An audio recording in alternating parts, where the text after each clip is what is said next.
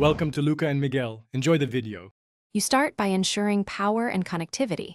Make sure your battery is at least 50% and you're on stable Wi-Fi because large downloads need reliability. Once done, back up any important photos or camera profiles to Samsung Cloud or an SD card so nothing is lost. Now open the Galaxy Store or Google Play, search for Camera or Samsung Camera. You're looking for an update button. This sequence reduces risk and speeds the process, so you can update confidently. You proceed to download and install. Tap Update on the Camera app and pay attention to any new permission prompts. Grant what's needed for camera operation.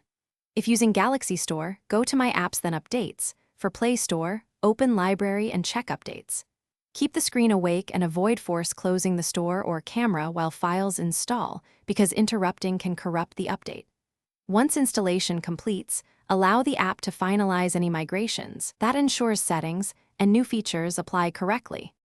You finish by opening the Camera app and testing major modes, Photo, Video, Pro, to confirm features and performance.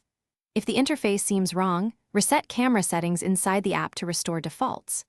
If the update fails, clear the Galaxy Store or Play Store cache, retry on stable Wi-Fi, or reinstall the app update.